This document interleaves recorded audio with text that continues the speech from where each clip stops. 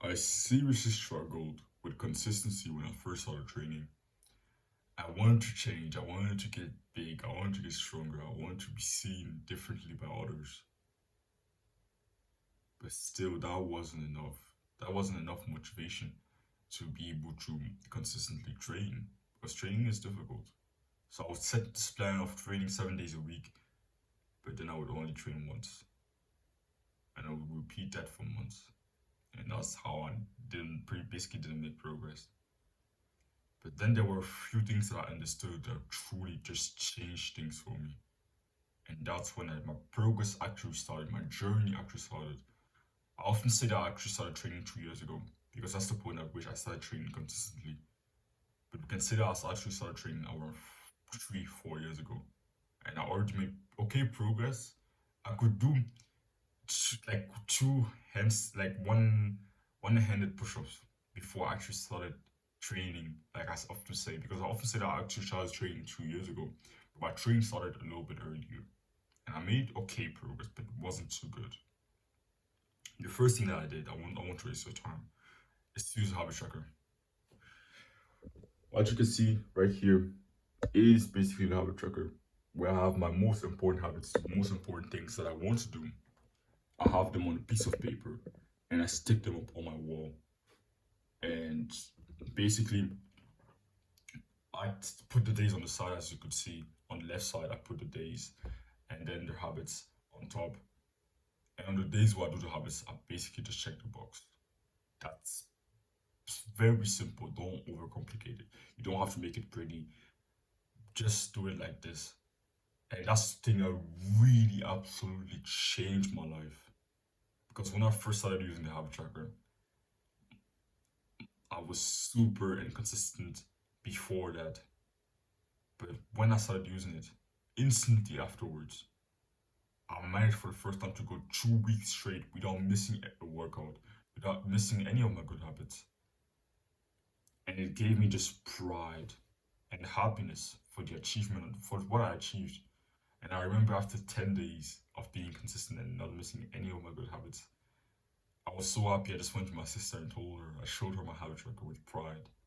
It was like on my table, still on my table like this 2 years ago. This young man, I just picked it up and with so much happiness, with a big smile on my face, I just showed it to my sister. I told her how proud I was of myself. So that was the beginning of my self-improvement journey and the beginning of my fitness journey. And if I never started using this, I'm not sure I would be here. So I'm grateful to Hamza, the person who actually taught me this, taught me the power and the importance of the habit tracker. But the thing that helped me make the habit tracker so effective for me is the bare minimum mindset. So you might think that to check the box on working out, you need to do 100 push-ups or a full workout. But actually, no. The mindset that I at least had in the beginning, at least for the first first 1.5 years, is when I just did the absolutely bare minimum, I would just check the box. So actually allow myself to actually check the box after doing this one push-up. Honestly, that was the mindset. Okay, if I just do one push-up, I can still check the box.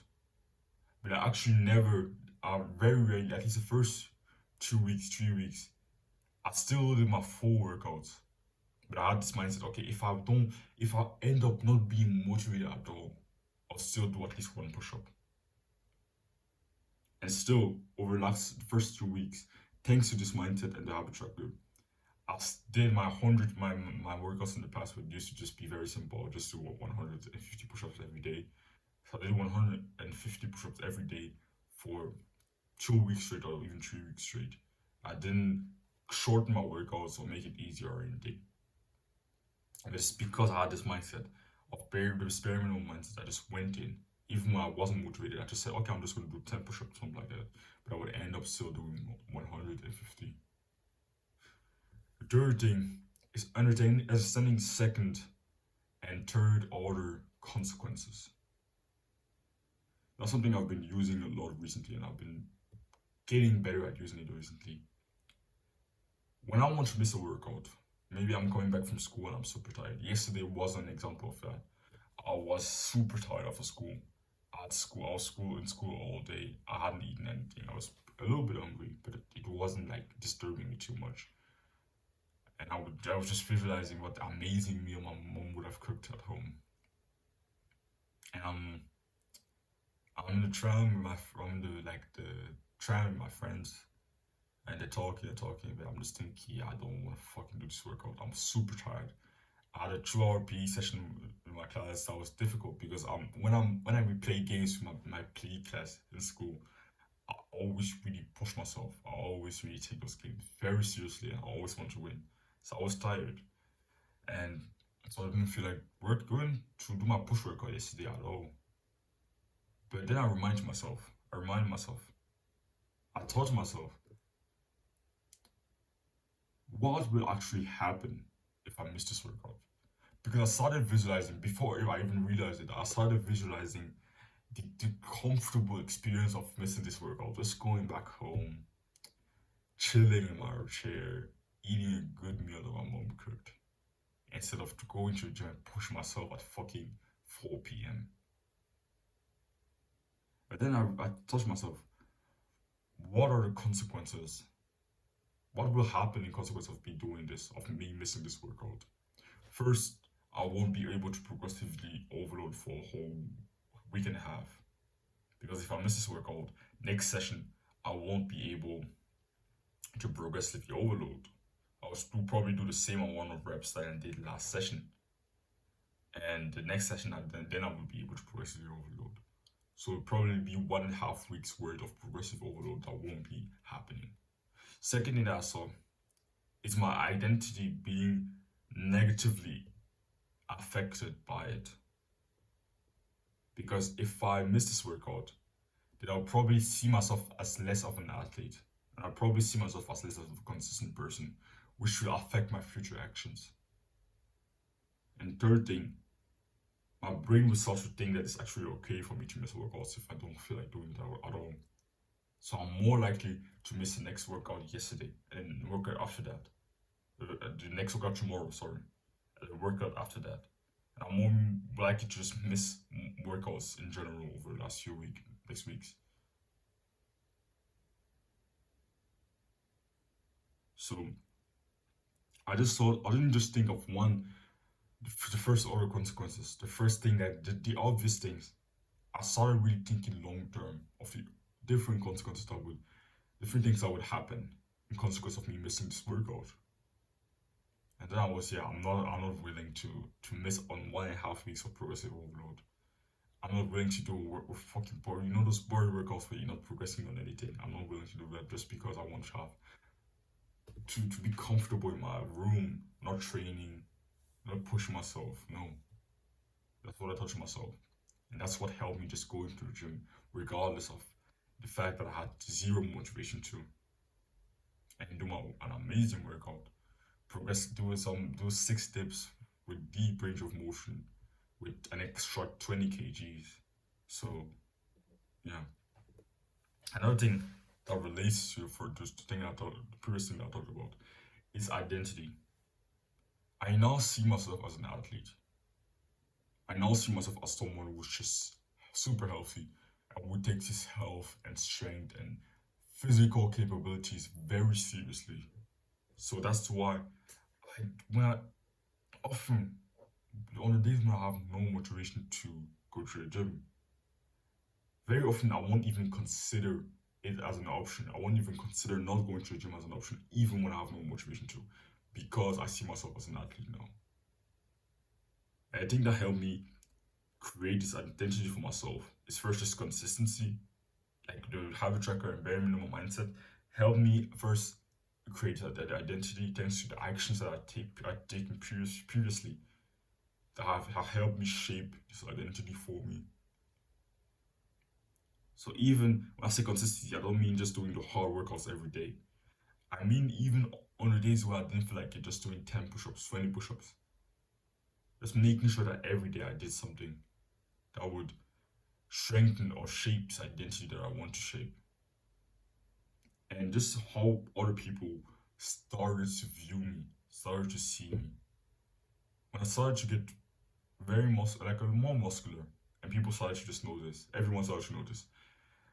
I was very shocked and happy and proud because pretty much when I came back to school after summer holidays and I gotten a lot bigger over the 6 weeks of summer holidays, everyone talked about it.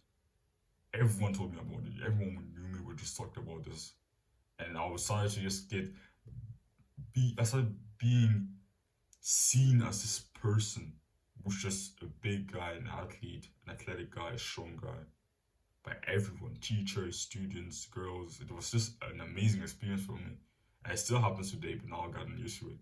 And all that just strengthened this identity, shaped this identity for me. Because now the way the people around you see you and talk about you in front of you has a big impact, can have a big impact on your identity. So it had a big impact on me when people started to notice how big I became, and everyone started saying it, started talking about it, call me an athlete, call me strong. It had a big effect on my identity, and it really helped me shape this identity that I want to form. Another thing is accountability. When I there are days where I'll be at home and I'm working, but after work, when I finish working, I quickly take a shower, then I prepare myself and I go to the gym. On days where I don't have school, there were days where I didn't feel like going to the gym at all. But there was this accountability that held me because I thought to myself, most of the time when I come back from the gym, a few minutes after I come back from the gym, my family starts to wake up. My mom wakes up, and then my brother wakes up, and every day. And I knew that on that day that if I didn't go to the gym, it was likely that my mom would actually notice that I didn't go to the gym. And I was like, I don't want that. So that was some extra accountability. Even yesterday, when I was coming back from school and I was going from school to the gym, and I was traveling with my friends, I had some thoughts that I wanted to miss the gym. But if I want to go home instead of going to the gym, I would have to take another tram.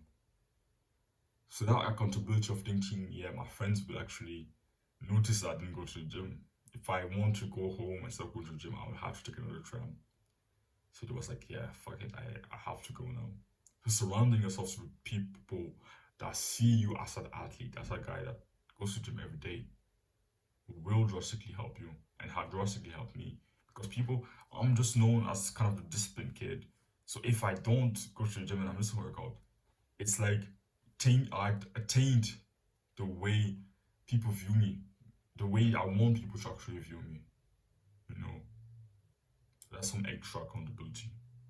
Another thing is just having fun in the gym, and two main things that help me just have fun in the gym is first being social and then just enjoying my workouts, like doing exercise that I love and structuring my workouts in a way that I kind of find it fun. Of course, I don't say you should just I don't optimize for fun. I still optimize for gains, but I still choose exercise in a certain way that I actually enjoy. So there's a fine balance between that. So first, I'll just talk about being social. When I'm in the gym, I just greet some people. I would just greet people or smile at everyone. Of course, there are days where I'm not really that social. I'm kind of grumpy. Like yesterday, I was super tired when I entered the gym. So I wasn't smiling too much, but I still managed to have some great interaction with some people. Like there was a guy I was doing like a lot of raising up with the cable, and there was like a dip bar that was kind of annoying me whilst I was raising my left hand up. And he just said, "Yeah, you can remove it." I was like, he kind of pointed to it and said, "Yeah, just remove it." I said, "Yeah, I'm gonna do it next set." And we just smiled at each other and we just started laughing. So that was a fun interaction that just made my session better because I had fun there with that guy.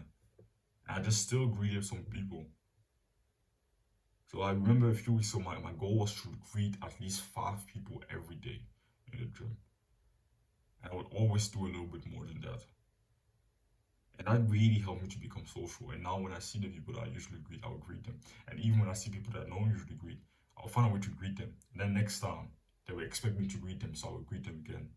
And sometimes I'll have a conversation with someone, so sometimes I'll fist bump someone. just being social in the gym, because I remember when I first started, what I used to do, I would just go in there, avoid eye contact with people, train on my own, and think, yo, I don't want people to disturb me. Even though people, even when I greet people, it doesn't disturb my workouts. I would say, oh yeah, I want to be focused. But having a 30-second conversation with someone doesn't really disturb my workout at all, because I still have to rest between sets. So I'm not saying you should just sit there and talk with someone for 5 minutes. You should learn to sometimes just say, okay, I'm just going back to my sets. That's something that you can say. If you having a conversation with someone, it starts to get too long. Just say, okay, and you know you have to go back to your set. Just say, okay, it was a great conversation, bro. I'm going back to my workout. In a very polite way.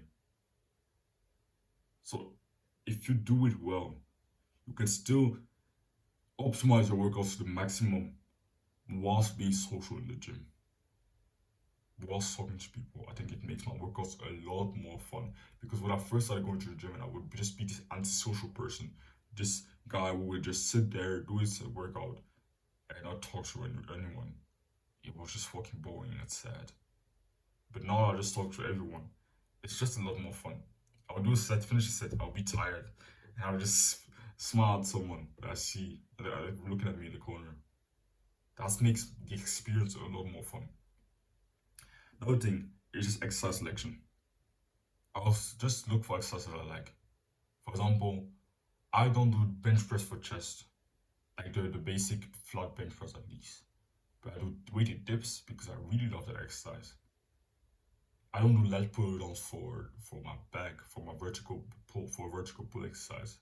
I actually chose to do pull-ups, weighted pull-ups. I weighted chin-ups. I find weighted chin-ups are even more fun for me than weighted pull-ups. So I'm doing weighted chin-ups because I really enjoy it. So I'm really just kind of selecting exercises that I like while still optimizing my workouts, because there's a fine balance. If I just want to go full, just enjoy my workouts. For me, enjoying my workouts is actually doing a workout that I actually find productive, effective, that will actually help me achieve my goals, while still selecting exercise that I actually like. There are some exercises that I don't really like. There's some exercises that I like. An example of an exercise that I don't like. Let me think about it. For I used to train the long head. I used to do like um, behind the neck tricep extension with one dumbbell, and I didn't like. I never liked that exercise. So now I switched to just doing cable tricep extension behind the head, and I found that a lot more enjoyable. And I used to do dumbbell lateral raises, but I never really liked it. And I did machine lateral raises, but I never really liked it. So I'm not doing lateral raises on the cable. It's even more effective. So very often I've made those changes, but they actually were exercises that were actually more effective than the basic exercise that I did. So I think balancing experimentation and sticking to the plan, because it's actually progressively overload. You can't switch exercise every week, no. But I still find a way to kind of balance experimentation, sometimes experimenting with one exercise, and also just sticking to the plan, sticking to the long-term plan, sticking to what I know is actually productive. Because you progressively overload, you should basically, the very effective method to just progressively overload is just having a program with a set of exercises and doing those exercises over and over again. Of course, you can change the angles, to avoid overuse and everything. But very often, the best periods of growth that I had were in a period where I was constantly switching exercises. It's when I picked my main exercises and I really focus on them, on progressing on those exercises. Another thing is understanding that I just need to enter the gym. I just need to start my workout, and then it will just start to flow. It will be a lot more fun. It will be just easier when I just set foot into the gym. That's just understanding. I just know that, okay, yeah, right now I don't feel like going, but once I'm inside the gym, it will be a lot easier. Once I'm inside the gym, I know I will finish our workout. I know I won't just leave the gym out of nowhere. Once I set foot into the gym, I know, okay, yeah, now it starts. And now I'm not really having those thoughts anymore. Of course, sometimes I still don't want to really work out, and I still don't want to really push myself. But once I'm in there, I know it will happen. I know the workout will happen. So I just understand that I just need to go in there. I just need to enter the gym. I just need to do the first set. We understand it because always when I do the first set, I still all those thoughts, a lot I'll say 90% of those thoughts just go away. And it's just me and the bar or the exercise I'm doing. So yesterday, before I did the first working set of dips, I was super anxious, but after doing the first set, I started just enjoying the workout and having fun. The last thing is just eating the frog. That's something I used to do. I don't really do it anymore. Eating the frog is it's basically what I'm doing right now. I woke up at 4 a.m. and first thing in the morning I started scripting and now I'm recording videos. And I scripted 8 videos and I plan to record 8. I've recorded one video before this. That's the second video I'm recording. So I'll still have 6 to go after this one. But eating the frog is starting off your day with the most important thing to you, the most important, most difficult thing to you. In the past, 2 years ago, what I did is I woke up at 4 a.m. like I do now. But what I did instead of working on my business and making videos and all those things is I actually trained at 4 a.m. first thing in the morning before school or on weekends. I was just train at 4 a.m. because I found it enjoyable. So I would start my day off early with the most important thing, which at the time was actually working out. And when I do that, when I woke up at 4 a.m. and trained at the time, it was basically impossible for me to miss workouts. It was basically impossible. Now I'm doing a little bit differently and I'm now working first thing in the morning and sometimes often on school days I would go to the gym after school, after spending 8 hours in school and being super tired. Even though my skill of consistency has drastically increased thanks to the methods I've used, but still I'm way more likely to actually miss a workout than if I just woke up and straight away went to training. I'm way, way, way more likely to actually miss a workout. Of course, I don't because I'm using all those methods. But if training was currently my priority, I would definitely just wake up and straight away go train. It would be the best thing possible. Right now, my work is my priority. Making these videos are my priority. My fitness coaching is my priority. So that's why I do it first thing in the morning. You just have to determine what is the priority.